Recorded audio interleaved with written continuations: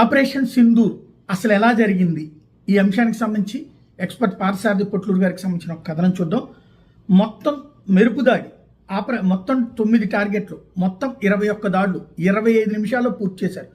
Rafale F3R, Mirage 2000, Sukhoi 30 MKలు కలిసి ఈరోజు రాత్రి అంటే నిన్న రాత్రి మే 7, 12:44కి భారత్ సరిహద్దులో ఉంటూనే POK మరియు పాకిస్తాన్లోని మొత్తం 9 స్థావరాల మీద ఎయిర్ టు సర్ఫేస్ బాంబులను ప్రయోగించాయి.